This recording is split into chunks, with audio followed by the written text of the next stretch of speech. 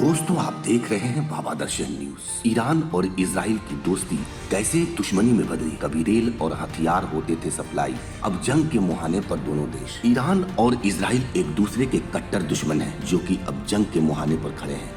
इसकी वजह है ईरान का इजराइल पर 180 से ज्यादा मिसाइल अटैक। ये हमला पिछले मंगलवार की रात को हुआ था, जब इजराइल के आसमान में ईरानी मिसाइलों की भारी बौछार देखी गई। हालांकि ये कोई रहस्य नहीं है कि ईरान इजराइल का कट्टर दुश्मन है, लेकिन कई लोगों को यह जानकर हैरानी हो सकती है कि कभी ऐसा भी समय था जब दोनों देशों के बीच बहुत करीबी संबंध थे, लेकिन आज हालात पूरी तरह से बदल गए हैं। ईरान और इजराइल के बीच संबंध कैसे खराब हुए, इसे समझने के लिए ईरान इजराइल संबंधों के इतिहास को खंगालना जरूरी है। ऐसा माना जाता है कि इजराइल और ईरान दोनों बेहतर दोस्त थे। अब मैं जानने की कोशिश करूंगा कि ताकि ये पता लग सके कि दोस्ती आखिर दुश्मनी में कैसे बदल गई। 1948 से पहले तक इजराइल था ही नहीं, ये पूरा फिलिस्तीन ही था, जिस पर कभी ऑटोमन साम्राज्य का राज था। 14 मई 1948 को इजराइल अस्तित्व में आया। संयुक्त राष्ट्र ने 1947 में फिलिस्तीन के बंटवारे का एक प्रस्ताव रखा। ये प्रस्ताव फिलिस्तीन को यहूदी और अरब राज्यों में बांटने का था, जबकि यरूशलेम को एक अंतर्राष्ट्रीय शहर बनाने का प्रस्ताव रखा गया था। यहूदी नेताओं ने इस प्रस्ताव को मान लिया, लेकिन अरब नेताओं को ये मंजूर नहीं थी। ईरान उन 13 देशों में शामिल था जिन्होंने इसके खिलाफ मतदान किया था। ईरान ने अपने रुख को 1949 में फिर से दोहराया, जब ईरान ने संयुक्त राष्ट्र में सदस्य के रूप में इजराइल के प्रवेश के खिलाफ मतदान किया था। शुरुआती विरोध के बावजूद जियोपॉलिटिक्स और राजनीतिक हितों ने जल्द ही ईरान और इजराइल के बीच एक सीक्रेट संबंध को जन्म दिया। हालांकि सार्वजनिक रूप से ईरान ने इजराइल को मान्यता देने से इनकार कर दिया था, लेकिन साल 1950 आते आते ईरान तुर्की के बाद इजराइल को एक संप्रभु राष्ट्र के रूप में मान्यता देने वाला दूसरा मुस्लिम बहुल देश बन गया। 1953 में तख्ता पलट के बाद ईरान में शाह के शासन की वापसी हुई। इससे ईरान और इजराइल संबंधों में एक महत्वपूर्ण मोड़ दिया। मोहम्मद रजा शाह पहलवी की सत्ता में वापसी के बाद साथ ईरान और इजराइल ने एक घनिष्ठ और बहुआयामी गठबंधन बनाना शुरू कर दिया। ईरान ने आधिकारिक तौर पर 1950 में इजराइल को मान्यता दी थी। उस समय ईरान में पश्चिम एशिया में सबसे बड़ी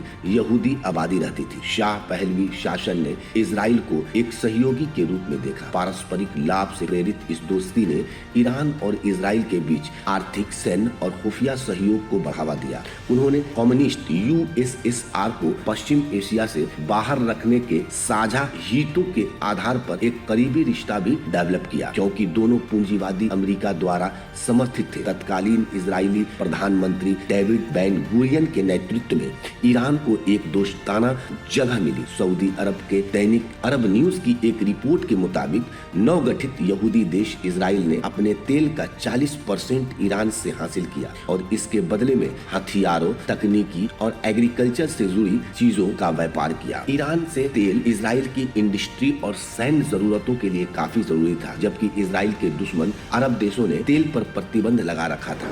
1968 में स्थापित इलाट अशकेलॉन पाइपलाइन कंपनी एक महत्वपूर्ण संयुक्त परियोजना थी, जिसने मिस्र के अधीन स्वेज नहर को दरकिनार करते हुए ईरानी तेल को इजराइल तक पहुंचाया। इसके बदले में इजराइल ने 1980 के दशक में इराक के खिलाफ युद्ध लड़ने के लिए ईरान को आधुनिक सैन्य उपकरण और हथियार प्रदान किए। टाइम्स ऑफ इजराइल में छपी एक रिपोर्ट के अनुसार ईरानियों ने इजराइल से high tech missile system M40 anti tank gun, Uzi sub machine gun और विमान इंजन भी इम्पोर्ट किए। ईरान के शाह ने अपने पड़ोसियों के खिलाफ सैन्य सफलता के कारण इजराइल की तारीफ भी की। फिर प्रोजेक्ट फ्लावर आया, जो हाईटेक मिसाइल सिस्टम को संयुक्त रूप से डेवलप करने के लिए इजराइल ईरानी वेंचर था।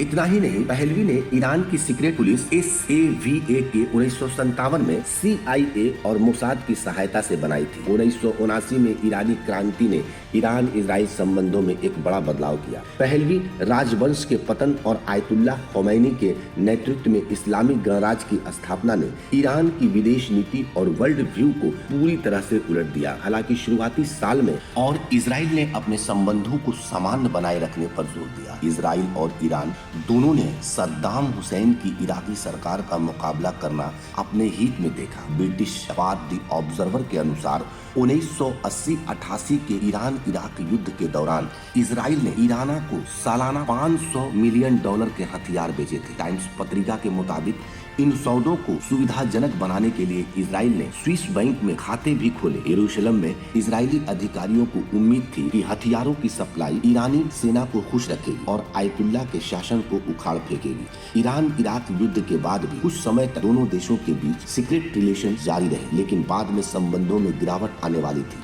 ईरान ने इजराइल को बताया था छोटा शैतान। ईरान जो कि एक धर्म शासित देश है, वह इजराइल को फिलिस्तीनी जमीन पर कब्जा करने वाला मानता है। जब इजराइल के साथ रिश्तों में कड़वाहट घुली तो ईरान ने इजराइल को छोटा शैतान कहा था, जबकि अमेरिका को बड़ा शैतान कहा। शिया ईरान मिडिल ईस्ट का पावर सेंटर बनना चाहता था और उसने सुन्नी इस्लाम के मक्का सऊदी अरब को चुनौती देना शुरू कर दिया। उसने इजराइल और अमेरिका दोनों को क्षेत्रीय मामलों में हस्तक्षेप करने वाला भी माना। इस घटना के बाद ईरानी सरकार ने इजराइल के साथ सभी राजनयिक संबंध तोड़ दिए और ईरान ने फिलिस्तीनी और अन्य इजराइल विरोधी आंदोलनों का सक्रिय रूप से समर्थन शुरू कर दिया। इस अवधि में दोनों देशों के बीच संबंधों में उल्लेखनीय गिरावट हुई। बीबीसी की एक रिपोर्ट के अनुसार इसी अवधि में ईरान ने शिया लेबनानी तत्वों को समर्थन देना शुरू किया, जिसने बाद में हिजबुल्लाह की शुरुआत की। सोवियत संघ के पतन और एकमात्र महाशक्ति के रूप में अमेरिका के उदय ने इस क्षेत्र को और अधिक पोलराइज्ड कर दिया। वहीं ईरान और इजराइल ने खुद को लगभग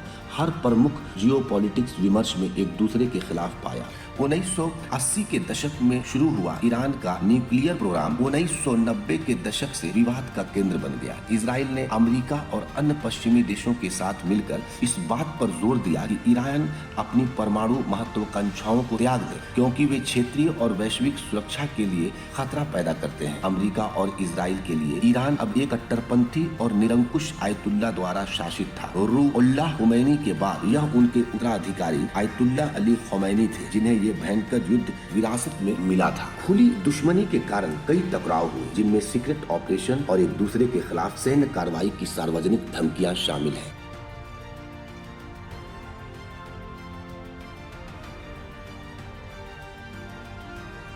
अगर आप इस वीडियो को फेसबुक पर देख रहे हैं तो फेसबुक पेज को लाइक कीजिए और वीडियो को शेयर कीजिए।